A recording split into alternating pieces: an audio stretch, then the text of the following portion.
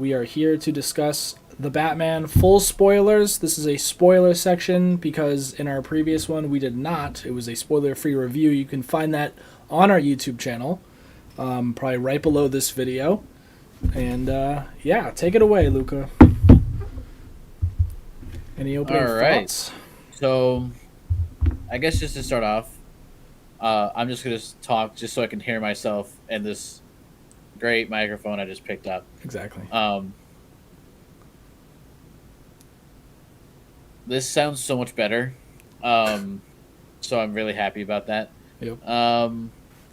So I guess just to recap, this sounds so much better. If you want to see what we rated the movie, you can just see it down at the bottom through that nice little scrolling text banner.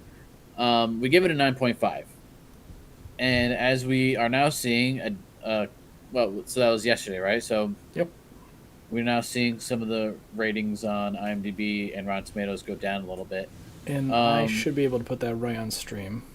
Let me just check. So what does that say about the movie?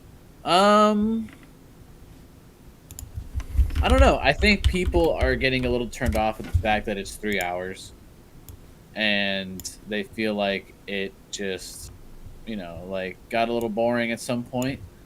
But if you enjoy the Batman, I can't really say I enjoy Batman and DC as much as you do, Cody. Well, you're a Bale fan. Yeah, I like Bale.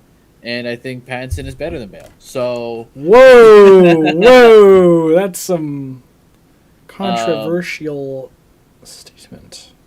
So I think this movie still we're gonna stand firm for a 9.5. And I mean, we haven't really gone back and changed any of our ratings, I don't think. No, I mean there's some. Yeah, there's some I think that we now would probably go back and change, but at this point it's really not a big deal too, and we probably wouldn't change them by a lot. No, and as more reviews come in and more people watch it, I mean 10,000 plus reviews, and it has an 89. That's really good. I can't really say much for the actual critic tomato meter, but the overall IMDb score that still has a ton of 10 out of 10 reviews. But I'm excited to talk more about this movie because you can't really talk about it in the sense how we wanted to talk about it in the last podcast because it gives away too much, and we don't want to spoil it for other people. So that's kind of why we're making this separate video, just talking about what we thought and specific scenes and specific functions of the batsuit that we liked.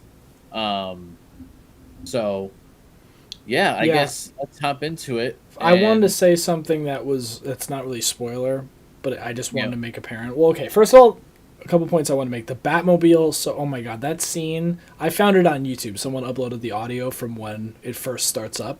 It's like, oh my god, chills when that thing starts up. Really cool. But also... Can we play that? I want to give... Maybe? We can go for it and see what happens. If anything, we just get copyrighted and we can't monetize the video, but we're not making money at 18 subs anyway. Yeah, so besides that, while I'm getting this clip, something I really want to point out was Matt Reeves. His directing job in this is so good. There were so many shots in this movie that were just so beautiful, so many camera moments. It was so, I think everyone I've seen review this movie is saying definitely noir, thriller, mystery. It's just the vibe is there. It's so good. The directing and the acting were just so over the top perfect. I think I saw a review, someone said they felt like there was no character that didn't get a monologue. Actually, this is a popular YouTuber. I'll have to remember his name who said this. Every character got a great amount of dialogue. You learned about every character. No character felt like they were just there for a minute and they're like, oh, we didn't really get to see them that much. I felt like every character was fully thought out and realized in this movie. And I think that's one of the benefits of the 3 hours. Because I didn't get bored the entire time. I felt like there were slow shots where the camera stayed still for a minute or we saw something a little longer. But I don't think there's anything wrong with that. I've seen people say like, "Oh yeah, but look at Christian Bale. There's just constant action. There's no slow shot. There's no." But I don't think having a shot that emphasizes something and stays still on an object or just shows something like an awkward pause longer, I think it adds value. You know, I don't think it's just like punch, punch, like camera cut, camera cut. You know what I mean? Yeah, I think what people are struggling with is like, so like notoriously people have pretty short attention spans, and that's just like human nature. Like, so people, when they want an action movie, or if they think of Batman, they think of this high action vigilante that's going around and just punching people and stuff, whereas this focuses more on developing they developed Gotham. They Yeah, reimagined really it well. with the Waynes and the Arkhams. Somebody, I saw a post how it was sort of talking more about the Telltale and how they made Martha an Arkham, like, you know, as a part of that insane asylum stuff and some other things. So they're laying the groundwork, sort of making this like an origin story, but sort of not making it an origin story. So it's doing a lot of the bulk work and creating the story and the atmosphere for the next movie to take place. Um, I saw a post and I think I shared it to you on Instagram. Let me pull it up. I remember this post. Because I feel like that post is a good talking point Yeah. because so it's from Hawk of Krypton. And he has a pretty good following. He has 13,000 followers on Instagram. Um, and he was saying that he loved the new stuff in this interpretation of Batman. Like I was mentioning, the Waynes and the Arkhams found in Gotham, Martha being in Arkham, Riddler's creepy vibe, cultish traits, and resentment towards Bruce Wayne for being an orphan everyone worried about and not him or the others, and all the gadgets that Bruce carried around with him, um, and how the Waynes weren't like squeaky clean, like how they could have been perceived in the other movies, which I also found that pretty interesting, which that came from the Telltale series. But he was sort of talking about how the movie at the setup towards the end, how he was saying it made it so like it was an obvious setup to the next movie, and I don't I don't feel the same way about that. And we could pick up back on that later if you want, or we I could touch on it. Yeah, I was just gonna say that I I don't agree because literally Matt Reeves has come out and said that is not a setup for the next movie. He's using it as a way to show you that certain characters, so like for example, that was clearly the Joker. They already have an actor picked and everything. Hmm. They had filmed multiple scenes with him. They cut them because they didn't want it to take away from the Riddler, and it wasn't going to serve as big as a it.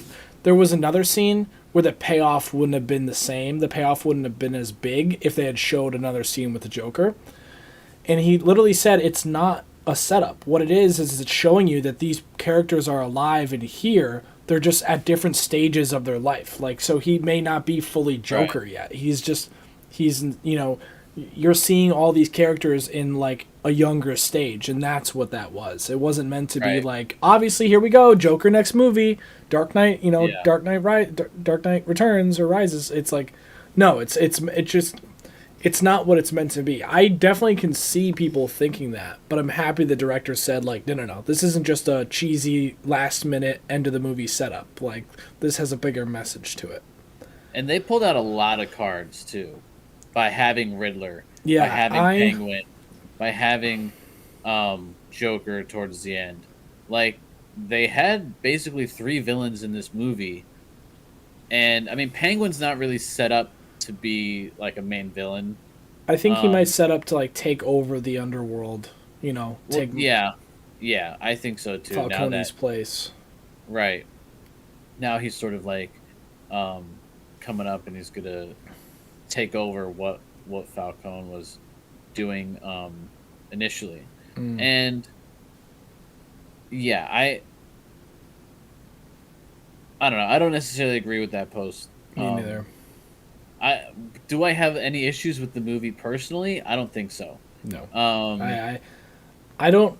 You know, there's a lot of things that someone could like look at and be like, "Oh, that's different," or like, "That's not how it should be." But it's like that's the whole point. It's a whole new interpretation. So I'm trying to not go in with like comic book or previous movie bias, you know? Well, also it's like how can we say what something should or shouldn't be? Yeah. Like, I mean, what if we were in Matt Reeves' shoes?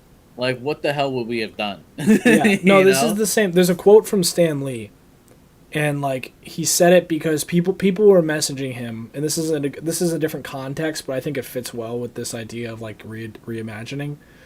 Someone was messaging him like, "Oh, who would win in a fight? Like, Doctor Doom or the Silver Surfer? Like, who would win? Who would win? Who would win?" And he goes, "Whoever I write to win would win." you know. Yeah. So it's like it's whatever they want to write. That's what's right. If they say if the writer wrote that Spider-Man can lift Thor's hammer, then Spider-Man can lift Thor's hammer. It's fiction. Yep. So there's no like you were saying, there's no right or wrong. Like that's not how it happened. That's not how it should be. It can be however they want. So I think that's the beauty of cinema. Yeah. And I haven't heard of Matt Reeves before. Let me look him up. I don't know what he's made. Actually, I'm not really into the director scene. There's a few of them that are really well known. But I actually wanted to ask you about I wanted to talk about his gadgets. I think we should delve into that since we can now talk about it. Because something you had mentioned in the previous podcast was about the bat symbol, which I did not see coming. I don't know if you did. The bat symbol, no, I did not see coming. But that was cool. That I think did we confirm in the last podcast that was not? Yes, we talked about it. Okay. It's not, but it is. Which is still unfortunate. I still think it should be. But I understand the whole thing about like the logistics of that. So, oh no, the bots are back. I'll deal with it. Keep talking. So the bat symbol. Matt Reeves was saying that he wanted the bat symbol to be more than just like a symbol on the chest. He wanted it to actually be functional. Yeah. And tactical. So that bat symbol actually pops off the chest and can be used as like a knife to cut stuff. And I wonder if we will ever see him throw that. Yeah, I know. There was no batarangs in this. They were very careful. I think there were just some things that they thought would make sense that would be practical and some that clearly weren't going to be. Right. Because that was a thing Matt Reeves mentioned. They went away from like the gold and black utility belt and went for the more like utilitarian police belt, which I think was a good move. And the suit was very functional. Yeah. No, everything was very functional. What my favorite feature of the suit is the cape and how they made the cape more functional.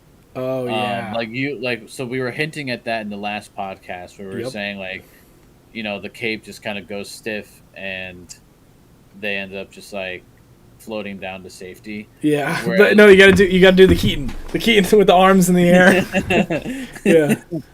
And they float down to safety like Mary Poppins and stuff. Yeah. So, this cape, though, he has it set up in a way where he can, like, drape it around himself and, like, zip it up, and then it turns into a wingsuit. Yeah. It inflates into a wingsuit. Which is, like, if you're going to make a cape, that's what you do with the cape. But then it, like, comes off. So I think he ended up, like, unzipping it or something, and then it got caught, and he got caught on that bridge. Yeah. And like first how does anybody survive that? Flying down like the city like that on a wingsuit, and then it unfoils and it gets caught on the bridge. He like hits his head on the bridge, drops down, and did then he fall that far? Over.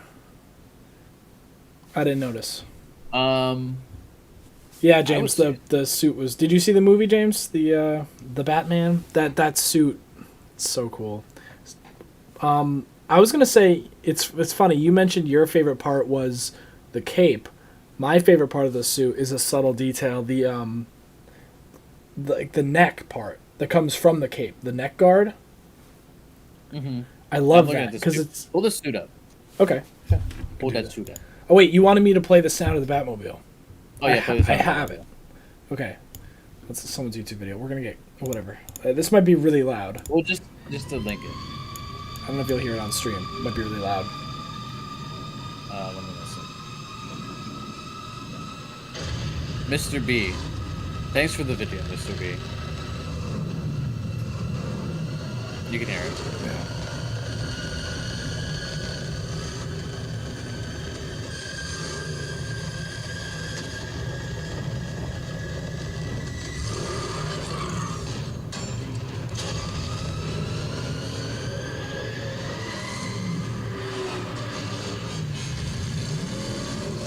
So I'll cut it. Oh, the music started playing. I can't cut it off.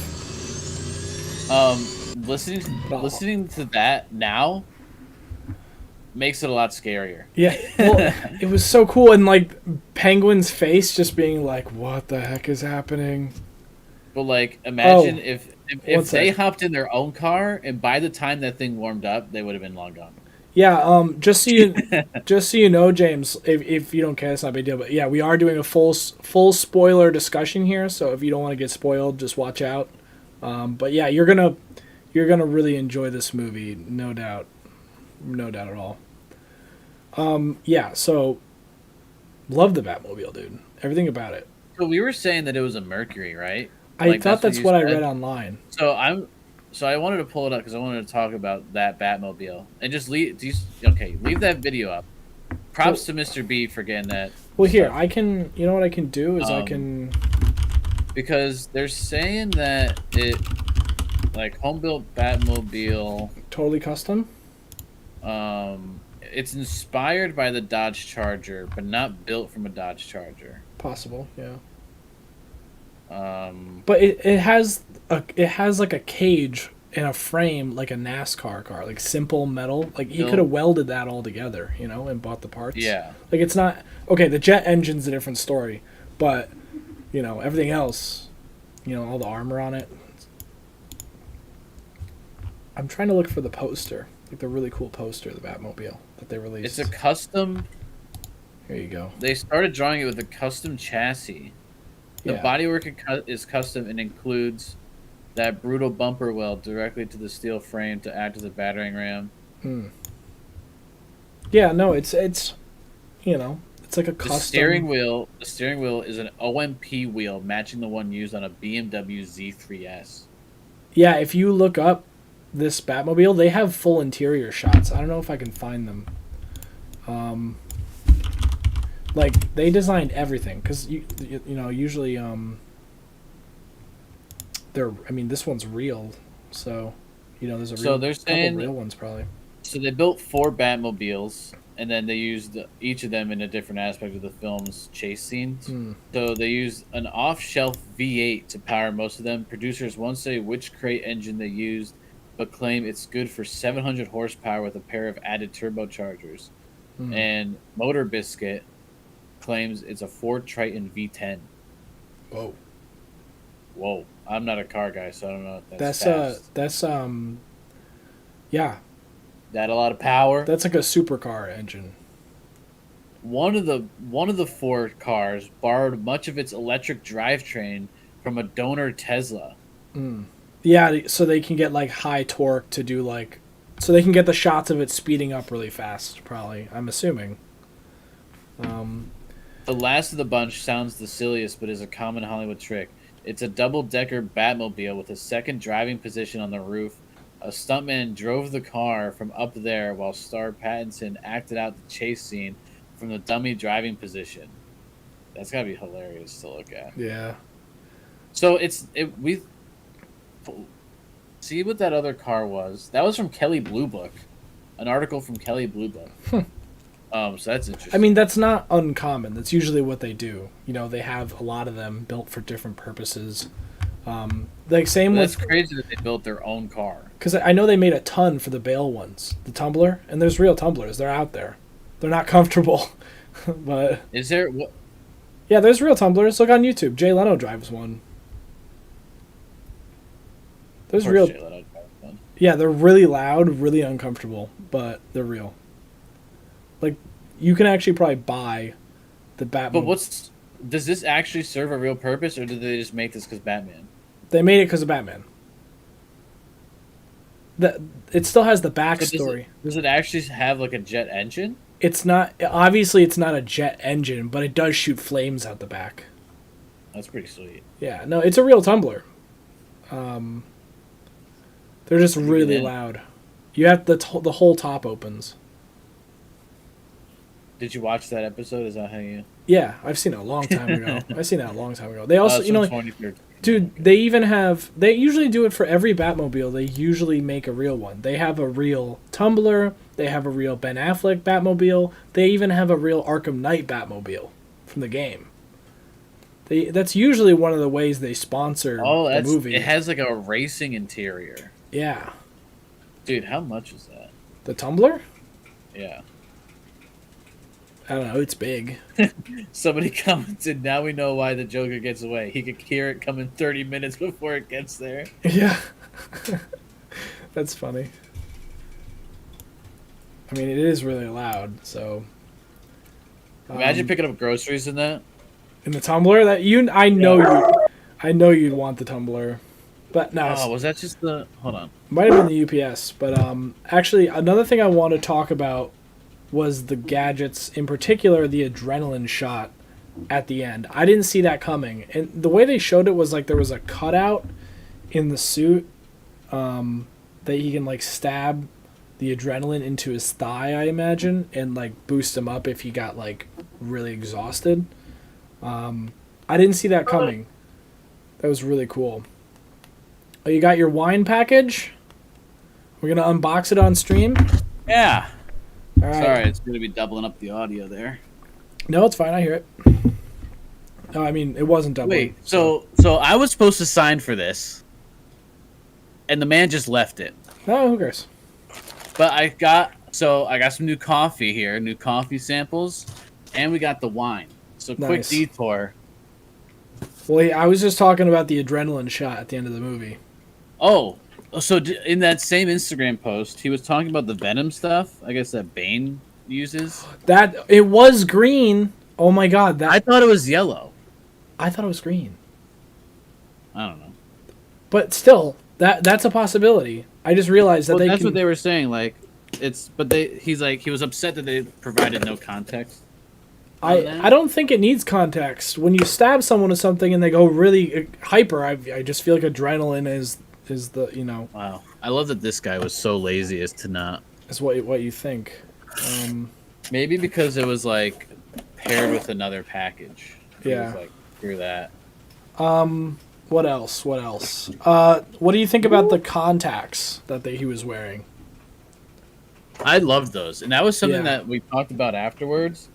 That we found really cool was like those contacts. Yeah, which is actually, I think those are not real, but definitely in development. You know, like in real life. Yeah. Not really the camera aspect, but like everything else. Like you can use them for like health purposes, I guess. Well, that's what sort of what Elon is doing. Yeah, but see, that's what I liked was the things that were very techy or very like out of this world, if you even want to call it. They were very grounded. You know, there wasn't anything over the top. Stuff that we can definitely see in the near future. Yeah, like I think actually everything he used was practical. I mean, like even the grappling hook that like retracted like a hidden blade, you know, from his arm. Remember when he goes to handshake Penguin and he kind of like pushes it back into place? Yeah. And like everything was practical except for the contact, which isn't like that crazy. So, what are your thoughts, since we were talking about the Batmobile, what are your thoughts on the motorcycle he has for... I like it. As someone who loves motorcycles, I've always wanted, even though like I only like one specific type of bike, I always dreamed of having a cafe racer like that. It's a BMW, I think. I don't know the specs on it. It's not my... And it's just it's a 2-cylinder BMW, which is they're pretty, you know, they're pretty fast. They're not. What was interesting Was the fairing on the front had the bat. Did you notice the fairing on the front of it had it had the like look the of the little bat? ears. Yeah. Well, he has two, right? So he has the bat cycle, whatever you want to call it. Then he has his like own personal use. Yeah, I think. But we noticed that in this movie, they really like their old cars. He drove an old Corvette. He drove like a vintage Corvette to the funeral. Oh yeah. and he drives sort of these. I don't know if they're older bikes or not, but they sound No, like those are modern bikes. yeah. Yeah, they still So cafe racers are very popular. it's interesting that he's into that kind of stuff. Yeah, it's Um, cool. I mean, muscle cars are always sick, vintage or new. so pull up. I want to talk about the Riddler Okay, pull 'em because up. the Riddler is really he's portrayed really interestingly, I think, in this movie. Mm,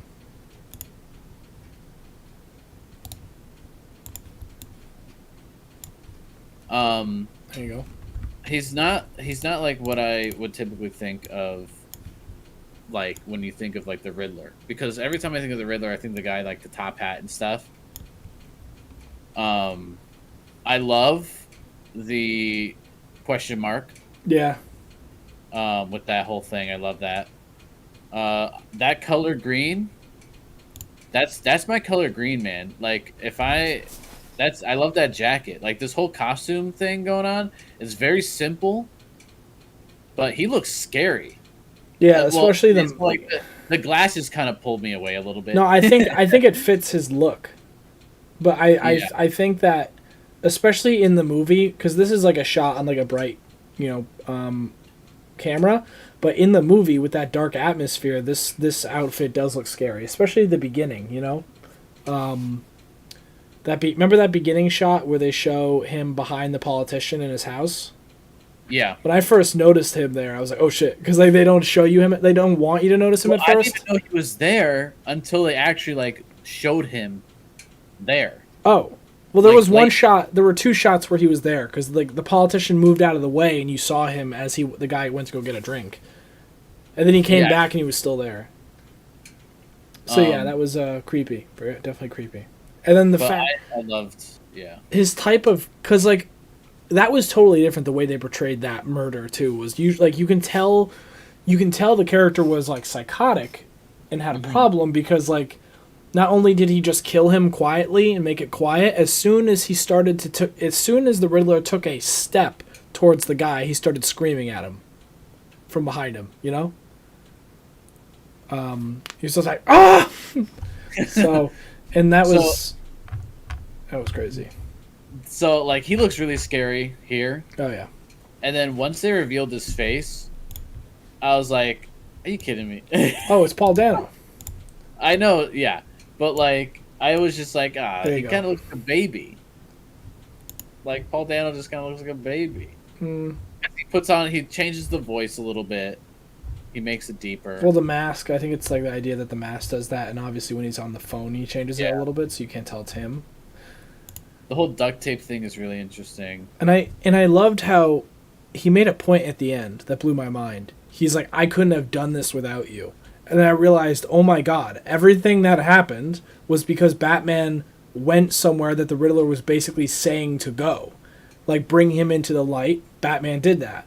Yep. Find these people. He did that. He made, like, Batman was literally unknowingly his partner in all his crimes. Right. You and know, they and- allude. Well, they talk about that directly. At the Yeah, I know, but it was so cool. And it was like, No. it was like, no, it's impossible. And Yes. it all started to connect. Yeah, and side note here, or just another topic. This was like Gordon is one of my favorite characters. Gordon from who plays Gordon in the Christian Bale movies? Oh, I don't know. We're gonna look it up right now because it's irrelevant. Gary Oldman. Gary Oldman. Gary Youngman. Gary Youngman plays Gordon in The Dark Knight Rises. And in the Dark Knight trilogy. And he is awesome. You see him like scared to protect his family. You see him mature. You have 3 movies to develop his character. Yep. So it's kind of hard to beat 3 movies of development in one go. But I will say that I loved this Gordon. And I think he definitely has the potential to be better, if not just as good as Gary Oldman's Gordon from The Dark Knight Rises. He killed it. Like when I heard his voice in the teaser, you know, when he's like, "Does this mean anything to you?" I was like, "Oh yeah, that's a Gordon voice right there." And I love how they already established like Batman and him have basically been a team for these past 2 years. You know, and Yeah. I love that scene. One of my favorite things was when he basically said like, "You're the only one I trust" to Batman when they were talking about the corruption. Yeah. Yeah. It's like, wow, you're putting all your trust in this guy. Well, I mean, like he's the only one he can really trust, and it was, that's one of my And favorite things. he wasn't commissioner for like the first half of this movie. No, he get promoted? Did we hear him audibly get promoted, or do we just know that the position for commissioner is open? Well, I didn't hear him audibly or see him audibly like get promoted. Yeah, so I think they definitely set that up. Is obviously chopped so. up. So they definitely set that up. Yeah, because but I was like, what is he's just Gordon right now? Like he doesn't really have. Well, he's probably he's a detective, I'm guessing, or a captain. But and then okay, moving on. But yeah, I just want to say like again, Gordon was like perfectly casted. I think. I love the partnership between Gordon and Batman / Bruce Wayne in every Batman context, comic, game, movies, and this one did not disappoint. No. So in this movie, I'm interested in seeing where the reviews go after a full week has gone by, and people have had the chance to see it.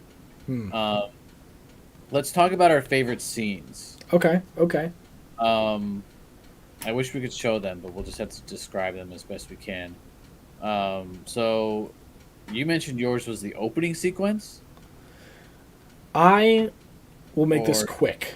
I really enjoyed that beginning speech and his first appearance. So, like, that speech where he's like, we have a tool, we have a symbol now. Like, it's not just a call, it's a warning. And then he talks about how something that I think a lot of Batmen don't talk about is the idea of, like, listen, I only have so many hands. I can only be at one place at a time. Okay, so what am I gonna do to make? So I love the idea of like, all right, we're gonna take the police helicopter out. We're gonna shine the bat symbol, and then we're gonna like basically point to the criminals, and be like, hey, look in the sky. What do you see? And have them scared. Yeah. So the idea of like, he's like, I have to pick my targets carefully, and I have to make everyone think I'm everywhere at once. And he does it with help from the police. I just thought that was really cool. Something that we haven't really talked about. Usually in the Batman movies, he's just exactly where he needs to be, right where the villains are, But this was like, he's like, every day when I'm not out there at night, I'm figuring out where are my next targets. I'm tracking them down. Where am I going? And the idea of creating this symbol of like, terror that villains look into the darkness and that's what they think they see.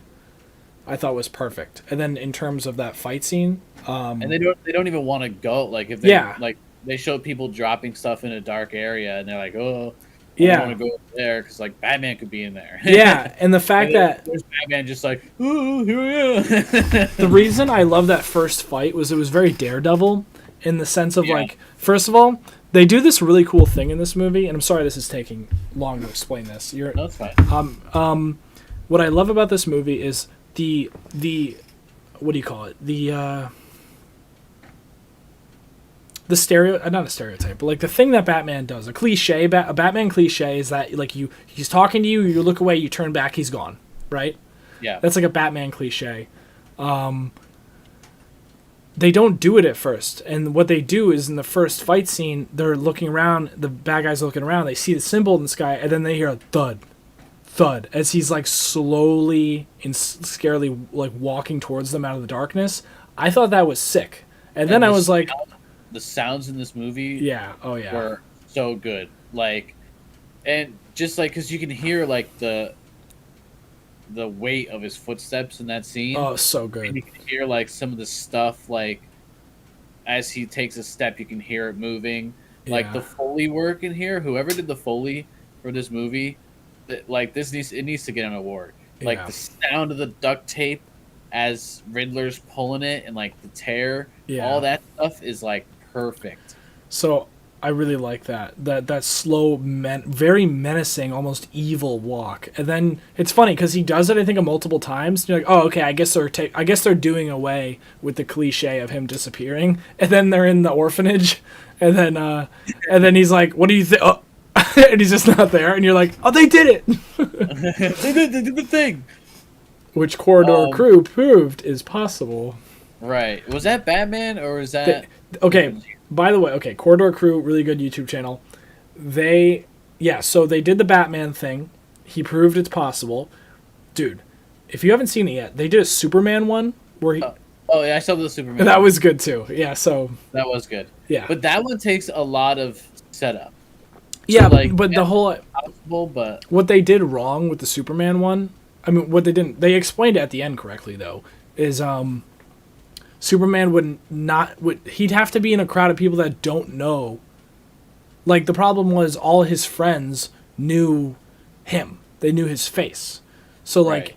If they didn't know he was some other dude on the internet that had a different... You know what I mean? So, like, yeah. The only issue would be, like... People know Superman, but they don't know, like, Clark Kent. Yeah, exactly. That's the whole point. The problem with that test is they know him.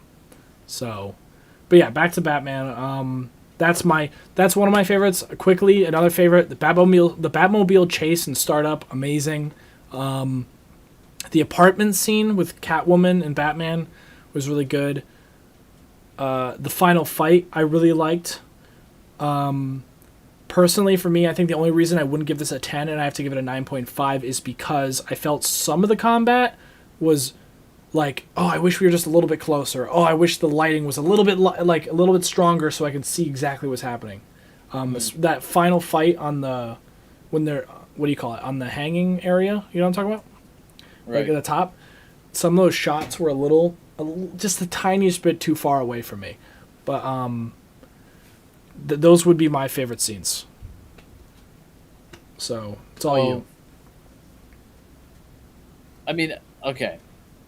Well, did you mention the Batmobile starting up? I mean, that was like... I did. Okay. Maybe you weren't listening.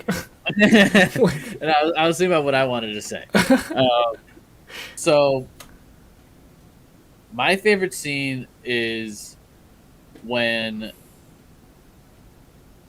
they're going up and Catwoman is already with Falcone and she's like getting ready to shoot him.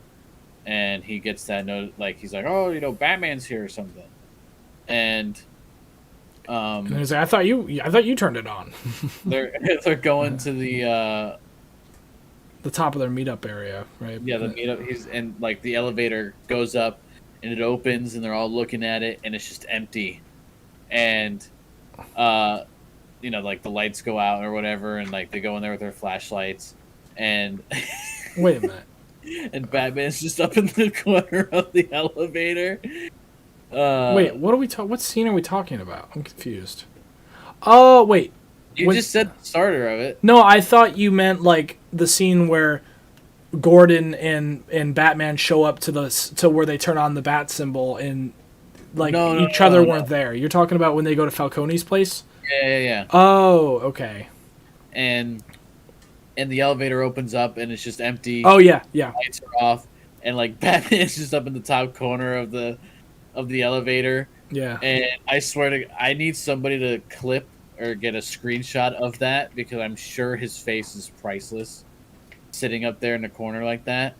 And just that whole sequence of him like fighting those guys. Yeah. And seeing like the only thing that gives you light and when you can actually see him fighting is the muzzle flash going off. That was really creative. Yeah.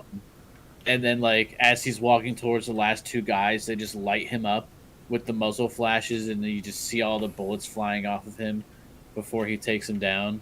Like that was masterfully done, and that was the scene that stuck out to me the most, aesthetically, really and cool just scene. like visually with how they lit up the area and how they lit him up, because that's really all you see. Like all you see is the muzzle flashes. You don't really see the guys. You just see Batman beating people up. And then walking towards the final two guys, and then just like illuminating his body. So that was really cool. Yeah, that's like. I mean, there were some other scenes aesthetically, like the Batmobile. Oh yeah. and some other stuff. But What do you think about the overall, Batcave? I've seen. I like the. Interesting. I thought it was a little cheesy to have bats flying around. Well, that's always in the Batcave. It's the Bat Cave. I know, but like, was it a cave before? It Like, it was it a it. cave with bats before that, or is it just like a cave Well, that he ended up making and then like bought bats and put the bats in there? I don't know if you noticed to the left of like that first shot where they show him riding in from the right. It's definitely an abandoned like train terminal or a subway terminal. But Right. I like the aesthetic of the bats. It's Batman. You gotta have real bats in there. And I actually that was a cool scene. Remember where he like the note was inside the cage with the real bat? Yeah. That was cool. He didn't even care. Like, I mean, what is he going to take that bat home to add to the bat collection? Like, Well, he's not like a bat the owner. and like, so okay. Well, just let's think about the practicality of the cave with that many bats in it. Is that's not very sanitary. It's You know, there's probably a lot of guano on top of his Batmobile because like those bats are going to be pooping. So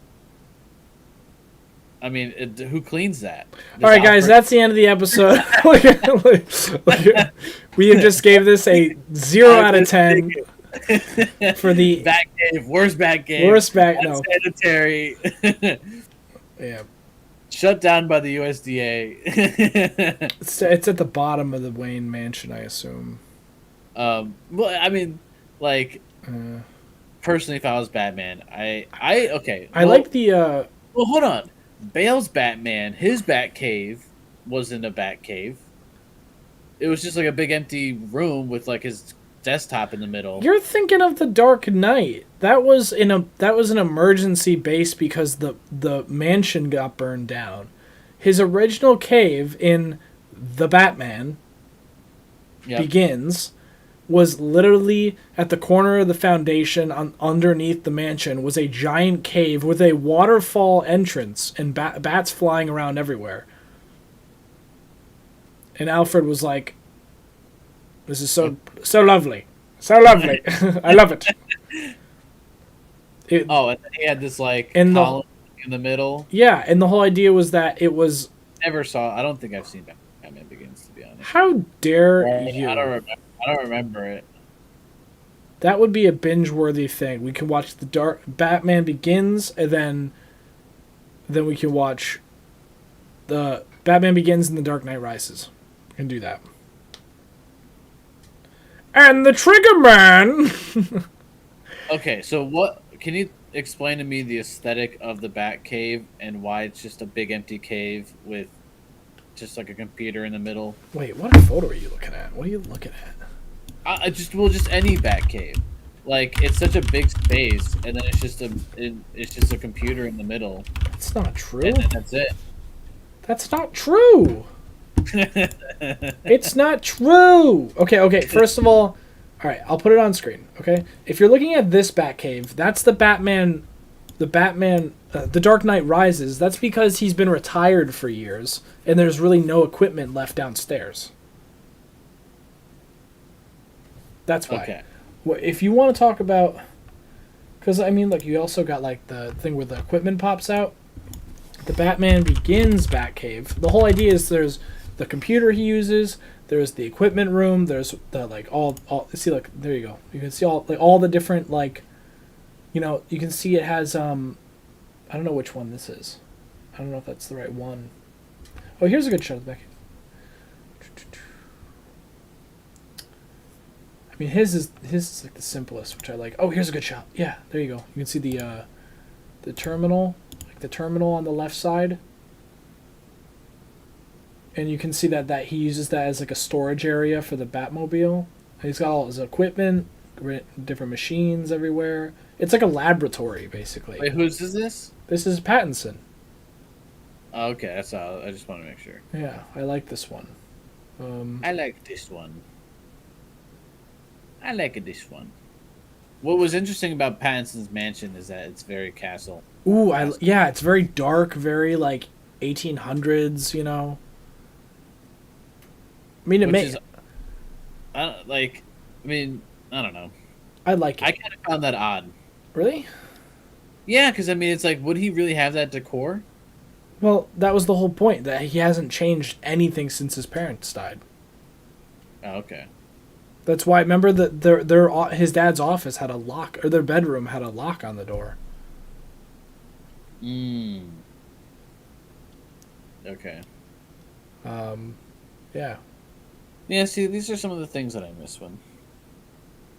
I mean, I was there. I was watching it. I promise. It's just, I think I was looking. I was more. I was there. I swear I was in the theater with you. Just like sometimes I just zone out, like watching it cinematically and like how the scene plays out versus like listening to it. Sometimes that's why I need the subtitles. Zoom in on that right there. What is that? Hey, movie guy, can you put the subtitles on? I need the subtitles for this movie. But yeah. Hey man, I think we're going at a strong 50 minutes we just hit here. 50 minutes. All right. Probably any closing thoughts you want to give? Closing remarks. Overall, so far in 2022, we're 3 months in. We've done 3 movies. Consider that a movie a month, even though we did Spider-Man last year. Batman has been, it's so far the best movie we've seen this year. Coming up next, maybe we'll continue to ride the Pattinson train and do Lighthouse, since that movie also goes to his acting ability, and we've seen what he's capable of with Batman. I'm interested in seeing what he could do with Lighthouse. I don't know too much about that. I am very interested. Well, why don't we play the trailer on stream now? Okay, yeah, do that.